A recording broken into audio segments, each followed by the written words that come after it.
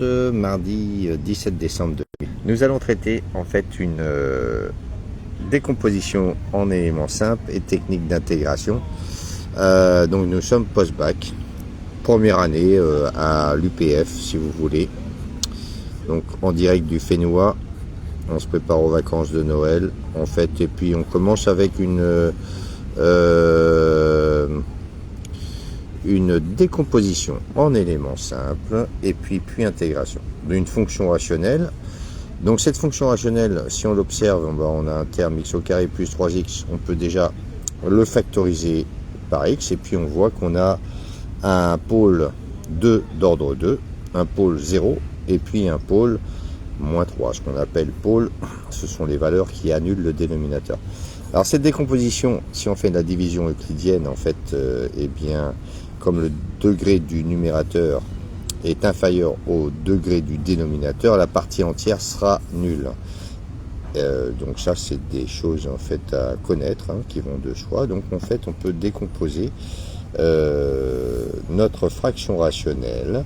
Là, nous avons un élément de deuxième de degré 2. Donc en fait, la décomposition va se faire un coefficient A sur x-2 plus b sur x-2 au carré. Donc ça, n'oubliez pas de le décomposer selon les puissances croissantes jusqu'à l'ordre 2.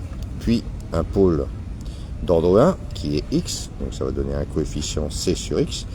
Puis un pôle d'ordre 1 aussi qui est moins 3, donc ça va donner un coefficient sur x plus 3.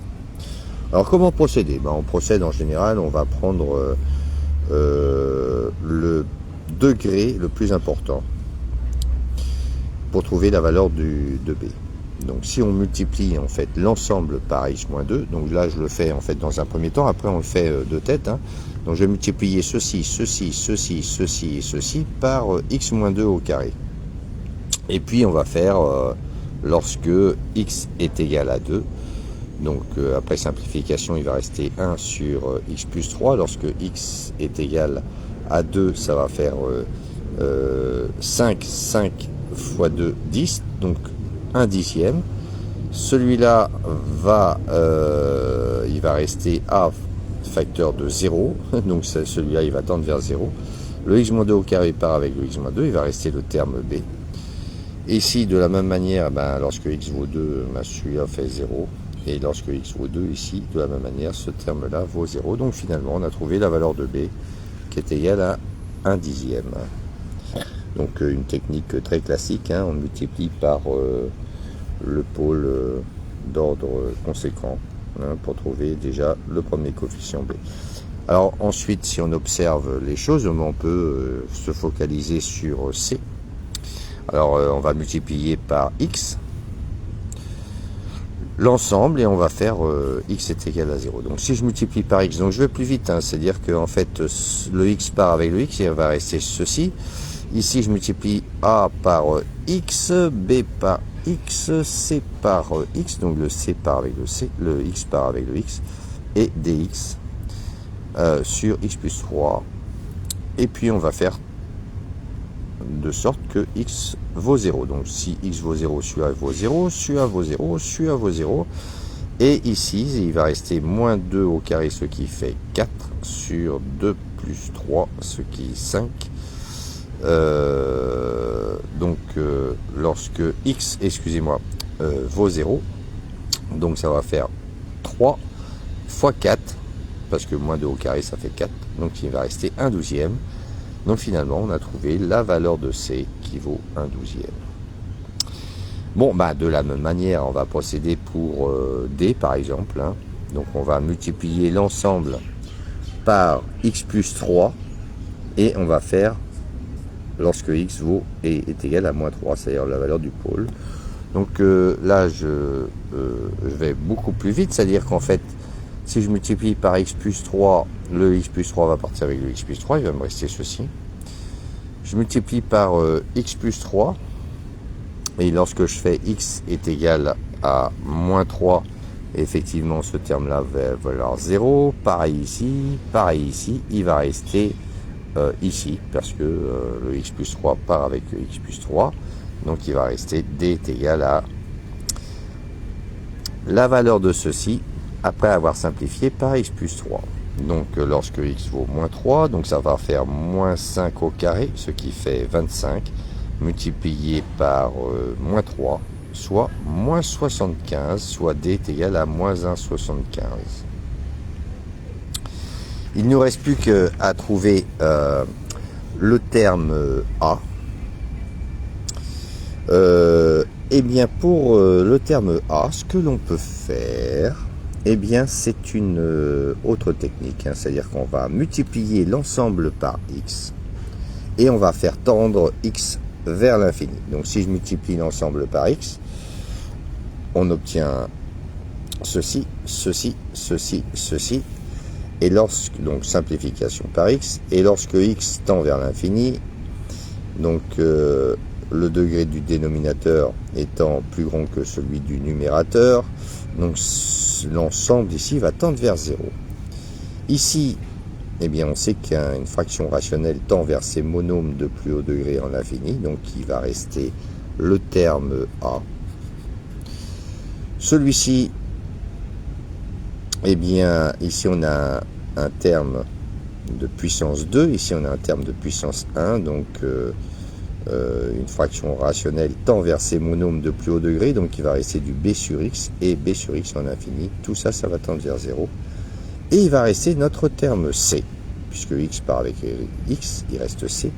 Et puis ici, degré d'une fraction rationnelle tend vers ses monômes de plus haut degré, donc il va rester du dx sur x, les x s'en vont, il va rester d.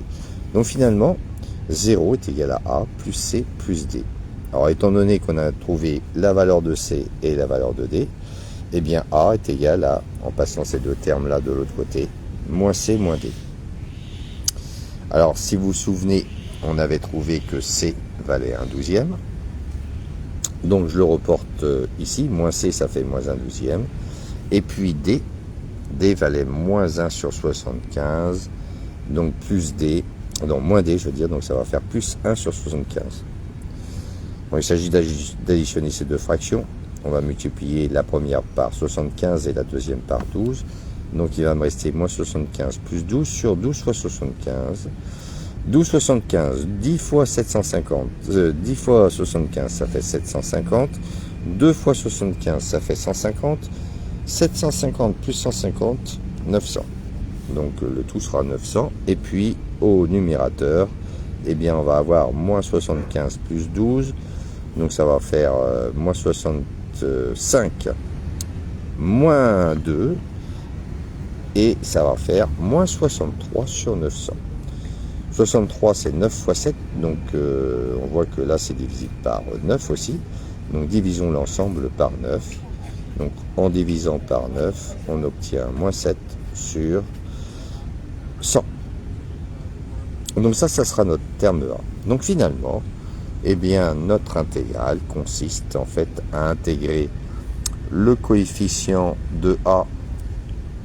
Donc on avait notre fraction rationnelle ici. On a trouvé la valeur de A qui est égale à moins 7 sur 100. Donc moins 7 sur 100. Primitive de d de x sur x plus 2. Le terme b, on l'a trouvé, c'est 1/10. Donc primitive de dx sur x moins 2 au carré. Le terme c, eh bien on l'a trouvé, c'est 1/12, donc 1/12 de d de x sur x. Et le terme d, c'est moins 1,75, le coefficient devant, d de x sur x plus 3. Alors, la première, eh bien on remarque que c'est le schéma d'intégration u' sur u. La primitive de u' sur u, c'est ln de valeur absolue de u.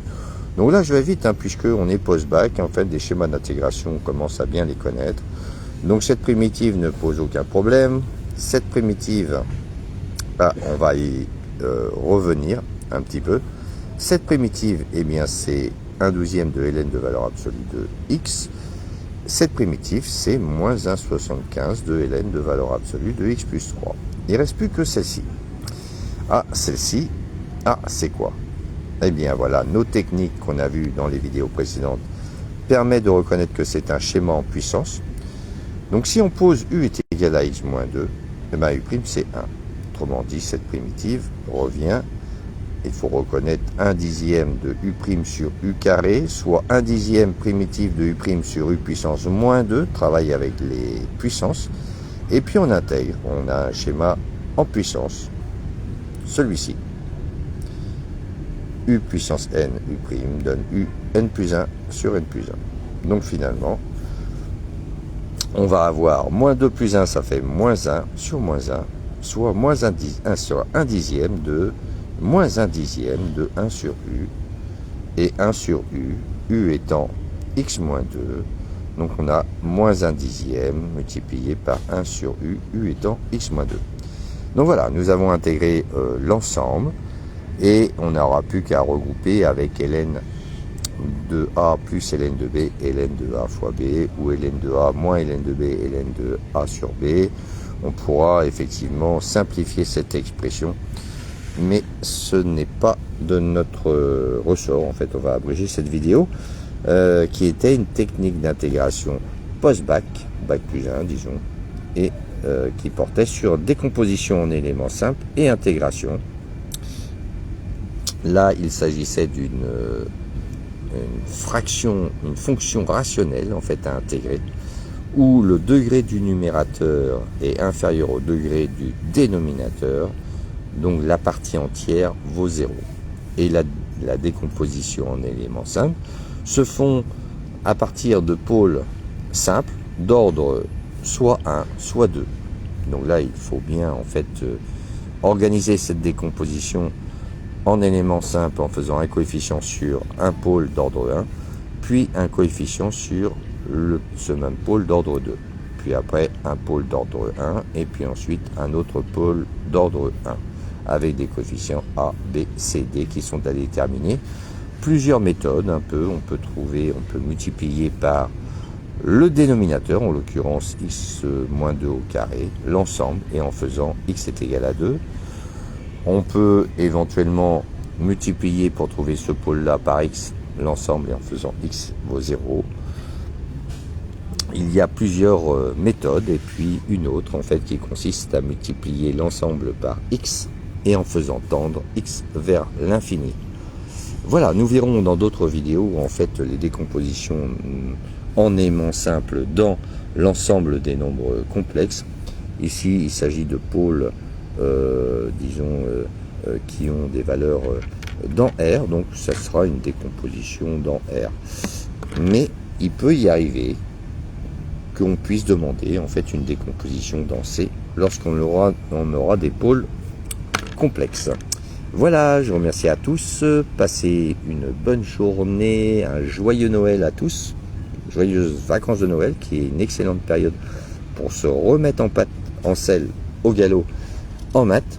Un petit stage de 5 séances de 2 heures pendant les vacances de Noël vous sera d'un plus grand bien. Donc le coin des maths, Franck Hurtebis, 89 59 98 46 sur le Fénois. Nana, n'oubliez pas de liker et de partager si vous avez aimé. Nana.